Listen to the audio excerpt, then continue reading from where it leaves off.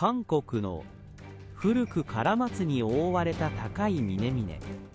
そこは霧が朝日に舞い踊り、古から伝わる精霊たちの気配が満ちる場所でした。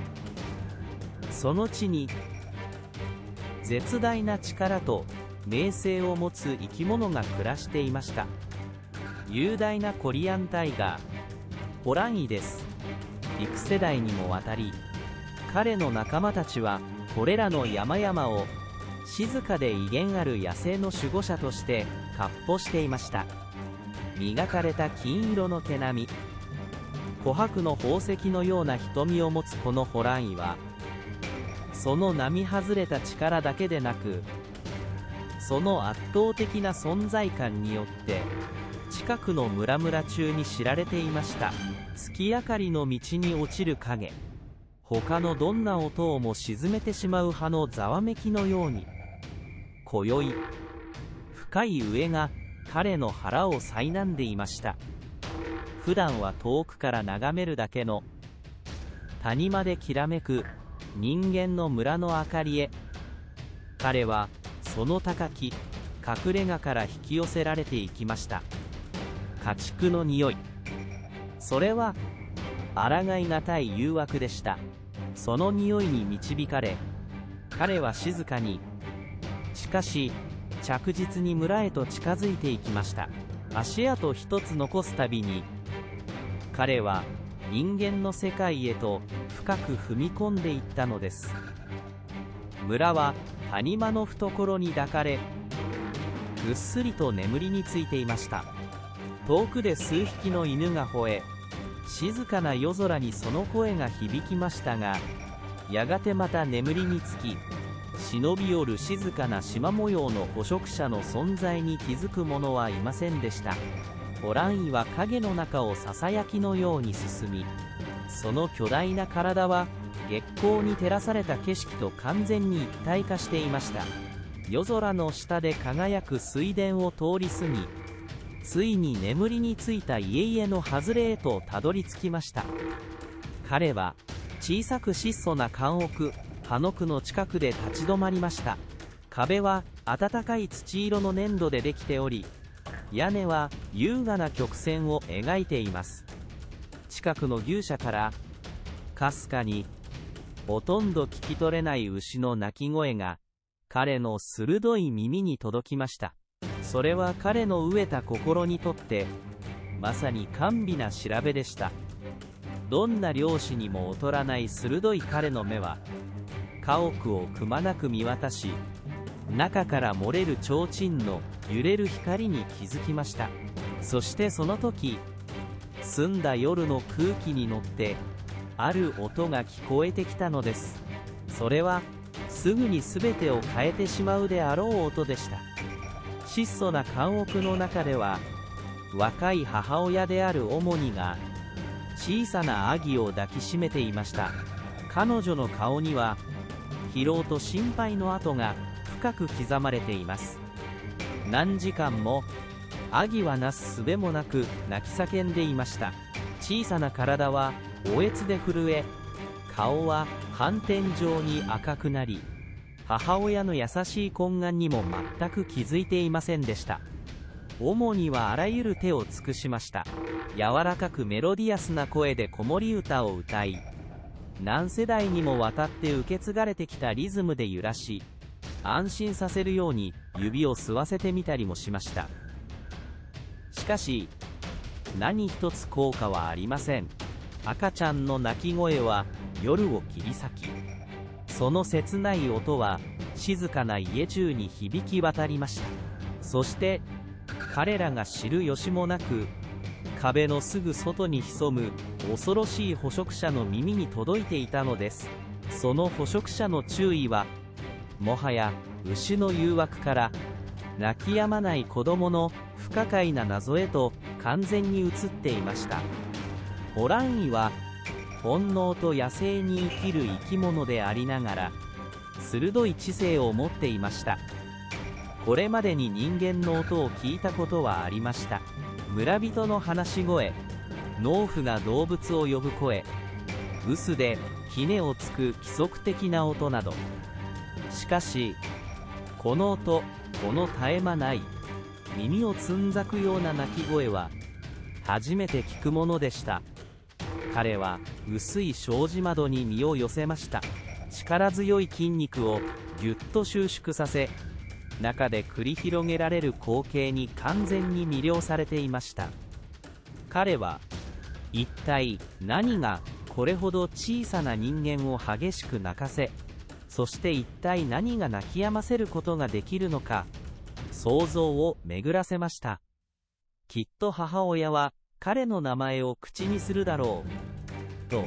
あらゆる生き物の心に恐怖を植え付ける恐るべきホランイの名を、彼は耳をピクピクさせながら待ちました。自分の恐ろしい名声が呼び起こされ、その威厳ある存在が語られるだけで子供がすぐに泣き止むだろうと期待して、ああ、アギ主には優しく嘆くような声で言いました。泣かないでおくれ、泣かないでおくれ。山には悪いぬくで狼がいるんだよ。あなたの声が聞こえちゃうかもしれないよ。しかし赤ちゃんはさらに大声で泣き叫び、その小さな肺は尽きることがないかのようでした。外にいたホランイは古くからのライバルである狼の名が出たことに少し身構えましたが、恐れることはありませんでした。彼は心の中で鼻で笑いました。狼など自分に比べれば取るに足らない存在だと。主にはため息をついて言いました。夜には鬼神、幽霊が出るんだよ。アギー、泣き続けると連れて行かれちゃうよ。しかしそれでも赤ちゃんの泣き声は激しさを増し、まるで止むことのない泣き声の洪水のように響き渡りました。ホランイは困惑しました。狼？幽霊？これらは自分の威厳ある恐怖に比べればただの一時の影や些細な迷惑に過ぎません。彼は自分の番を待ちました。自分の名前こそがこの小さくてしつこい人間をついに静かにさせるだろうと確信して、疲れ果てもう打つ手がない主にの声は疲労で今にも途切れそうに優しくなりました。ああ、アギ、もう泣くのはおやめ。今夜はホランイ、大きくて恐ろしい虎が山から降りてくるんだよ。彼女は最後の手段としてひそやかな敬意を込めてその名を口にしました。外にいたホランイは胸を張り、琥珀色の目に一瞬の誇りを輝かせました。ああ、やっとだ。彼はそう思いました。これでこの子は真の力を認めてきっと静かになるだろう。彼は即座に訪れるであろう恐れおののく静寂を待ちました。しかし彼の全くの驚きに、赤ちゃんはたださらに大声で泣き叫び、彼の存在そのものを嘲笑うかのような激しい叫び声を上げました。主には打ちひしがれ、そして最後に残された手段、気難しい子供をなだめるためによく使われるある簡単なおやつを思い出しました。よしよし、おちびちゃん。彼女は切羽詰まった希望に満ちた声でささやきました。泣かないでおくれ。ゴッカム、干し柿が来るよ。ゴッカム、干し柿という言葉が主にの口から出た瞬間、ほとんど奇跡のような静寂が部屋に訪れました。泣き声の途中だった赤ちゃんははっと息をのみ、それからゆっくりとおずおずと静かになりました。震えていた唇はピタリと止まり、涙でいっぱいだった瞳はまばたきし、そしてそっと鼻をすすりながら完全に落ち着いて約束に見せられたかのように母親の腕の中に収まりました。外ではホランイが凍りつきました。普段はこれほど恐ろしい彼の巨大な体は震え始めました。干し柿だと彼はそう考え、頭の中がぐるぐると混乱しました。狼もこの子を怖がらせなかった。幽霊もこの子を怖がらせなかった。この私、強大なホランイでさえこの子を怖がらせなかったというのに。しかしゴッカムという名を聞いただけで瞬時に静まり返るだと、これまでに経験したことのない冷たい恐怖が彼の骨の高まで染み渡りました。この干し柿とやらはきっと世界で最も恐ろしく最も強力な生き物に違いない。山の王である自分など想像もつかないほど恐ろしい存在なのだ。偉大なホランイが恐怖に身を縮め、干し柿という謎の生き物の恐ろしい姿を心の中で描いている間にも、村の月明かりに照らされた影の中をもう一つの影がこそこそと忍び寄っていました。それはドドゥク・ヌスットでした。ヤセギスの体つきに落ち着きのない目をした男で、彼の整形は他人の静かな眠りにかかっていました。彼は熟練した忍び足で動き、着古した衣服は夜に溶け込み、裸足は固く踏み固められた地面にほとんど音を立てませんでした。彼の狙いはホランイを引き寄せたのと同じ牛舎でした。今夜彼は貴重な牛を盗み出し、それが市場でどれほどの金になるかを想像していました。彼は以前遠くで聞こえる赤ちゃんの泣き声を耳にしましたが、それは単なる背景の騒音として片付けていました。そして今、村の異様な静けさは彼の仕事をより容易にするだけのように思えました。彼は牛舎へと忍び寄りました。期待といつもの盗みの前の緊張が混じり合い、心臓がドキドキしていました。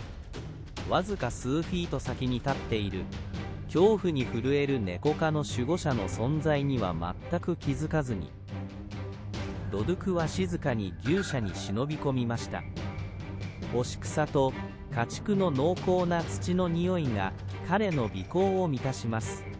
中は真っ暗で、壁の亀裂から差し込む一筋の月光がわずかに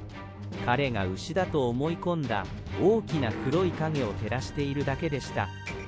外で恐怖に麻痺したままのホランイは牛舎のドアが開き、そしてまた閉まるのを見ました。彼の恐怖は頂点に達します。彼は干し柿が牛舎に入り、おそらく自分を襲う前にまず牛と対決するのだろうと想像しました。彼はさらに激しく震え、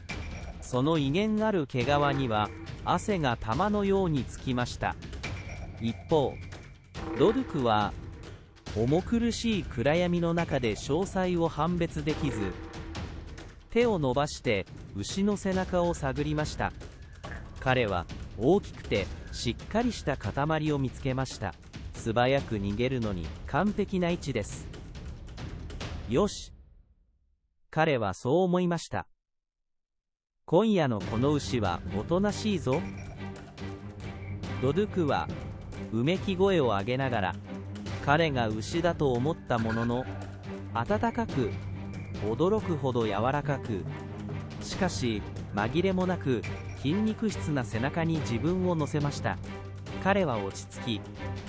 その獲物を夜の中へと連れ出す準備をしました。しかし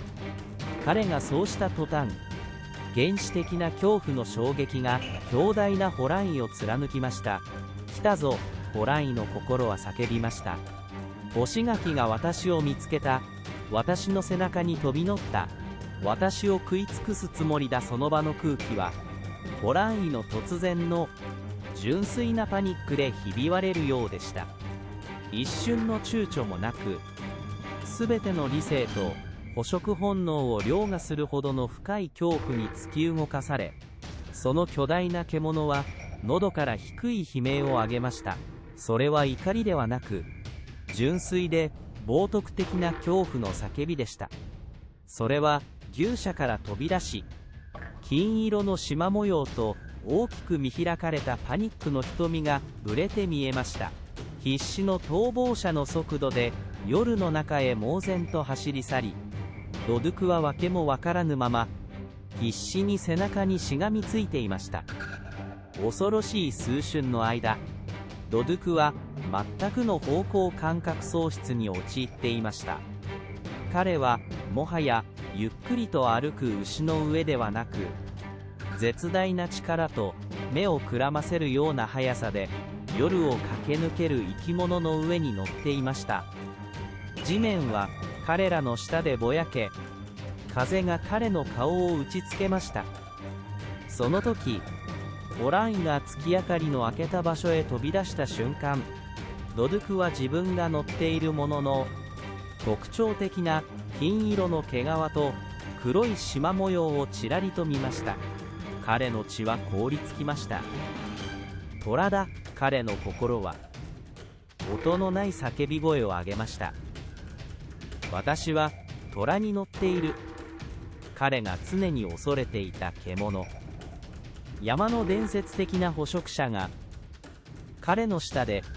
狂ったように闇の中を駆け抜けていました。オランイ自身の恐怖に匹敵する恐怖の波が彼を襲いました。彼はもはや利益を求める盗人ではなく、命のために戦う絶望的な男、死そのものの背中にしがみついていました。恐怖に怯えたホランイは、干し柿が背中にしがみつく頑固な爪を持つ脅威だと確信し、生涯で一度も走ったことのない速さで駆け抜けました。彼は野原を駆け抜け、茂みを突き破り、小川を飛び越えました。肺は燃え、心臓は肋骨に激しく打ちつけられました。同様に恐怖に怯えたドドゥクは、手を離せば確実に死を意味することを知っていましたが、しがみつくことは避けられない運命を長引かせているように感じられました。飛び跳ねるたび、急旋回するたびに、彼は振り落とされそうになりましたが、絶望が彼に不可能なほどの力を与えました。彼は目を閉じ、風に耐え、夜明けを救助を、そしてこの悪夢のような乗馬が終わることを何でもいいから祈っていました。一方ホランイは、乗客が恐怖で揺れるたびに必要な握力が強まるのを感じ、最悪の懸念を確信しました。干し柿は強力でしぶとく、どうやっても振り払うことができないらしいと永遠とも思える時間が過ぎた後、息を切らした疲れ果てたホランイは、小さく孤立した祠のそばに実をたわわに実らせた巨大な柿の木を見つけました。絶望とその神話上の苦しめ役に対する拭いされない恐怖から生まれたある考えが、そのパニック状態の心にひらめきました。もしかしたらゴツゴツした樹皮に背中をこすりつければ、干し柿はついに振り落とせるかもしれない。ドドゥクを危うく投げ飛ばしそうになる突然の衝撃的な停止とともに、ホランイは木に飛びかかり、その背中をゴツゴツした幹に激しくこすりつけました。突然の停止に同様に方向感覚を失ったドドゥクは、さらに強くしがみつき、爪をホランイの毛皮に食い込ませ、落ちないように必死でした。ホランイは再び悲鳴を上げました。干し柿がさらに猛烈にしがみつき、自分の努力を嘲笑っていると確信して、めまいと恐怖に襲われたドドゥクは、自分の握力が弱まり始めているのを感じました。これが最後のチャンスだと彼は悟りました。彼は柿の木の低い位置にある太くて丈夫な枝に気づきました。アドレナリンの波に乗り、彼はホランイが木に体を激しくこすりつける動きを利用してタイミングを測って動きました。獣が再び幹に飛びつき、狂ったように体をこすりつけようとしたまさにその時、ドドゥクは体を髪型に投げ出し、両手でその丈夫な枝をつかみました。彼は一瞬マムブラリンになりました。足はぶら下がり、ホランイは全く気づかず、幻の苦しめ役を振り落とそうと必死の努力を続けていました。そして必死に体を持ち上げ、枝の上に這い上がり、木の上へとさらに高くよじ登っていきました。息を切らし震えながら、ついに恐ろしい乗馬から解放されたのです。ホランイはあと数瞬苦しいほど激しく体をこすり続けました。干し柿は超人的な力でまだしがみついていると確信していたのです。それからついに止まり、激しく息を切らしながら、彼は何も感じませんでした。恐る恐る肩越しに、それからもっと念入りに頭を振り向かせると、彼はゆっくりと自分の背中が完全に空っぽであることに気づきました。干し柿はいなくなっていたのです。膝がガクガクするほどの深い安堵感がその巨大な獣を襲いました。やったぞ、世界で最も恐ろしい生き物を倒したのだ。勝利の、しかしまだわずかに震える方向を上げ、それは物理的な敵に対する勝利ではなく、心理的な苦しめ役からの脱却の方向でした。ホランイは向きを変えて逃げ去りました。村へではなく山の奥深くへと。彼は干し柿のような恐ろしいものが潜むあの忌まわしい場所には二度と戻らないと誓いました。夜明けの最初の優しい光が東の空を染め上げ、静かな村にバラ色と金色の柔らかな色合いを広げるとともに、静けさが戻ってきました。母親の主には赤ちゃんの穏やかな寝息で目を覚ましました。彼女は壁のすぐ外で繰り広げられた夜のドラマ、つまり一つの単純な干し柿によって引き起こされたドラマに全く気づくことなく幸せな眠りから覚めたのです。寒さに震え打ちのめされたドドゥクはやがて柿の木から降りてきました。彼は盗人家業を捨て、二度と真夜中に運命を試すようなことはしないと誓いました。そしてホランイ、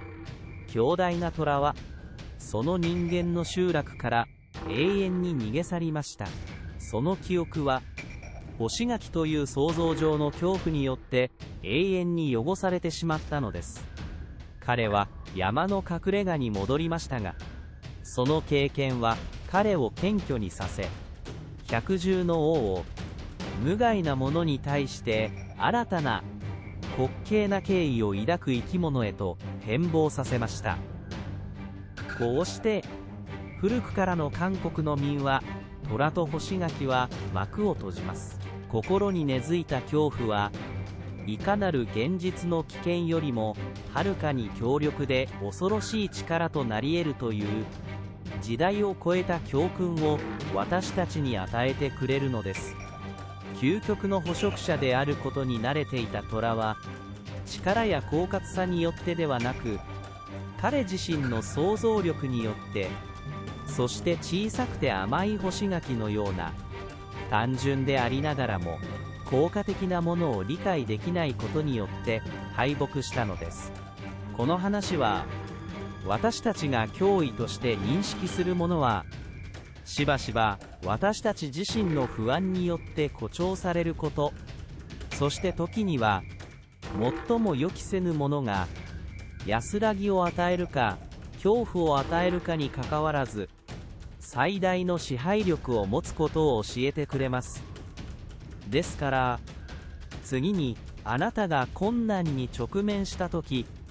ホランイを思い出し、自問してみてください。これは本当に恐ろしい虎なのか、それともただの干し柿なのか、と。最も強大な虎でさえ、たった一つの干し柿に打ち負かされる、愛される韓国の民話の核心へと、私たちはなんて魅力的な旅をしてきたことでしょう。これらの物語は、ただのお話ではありません。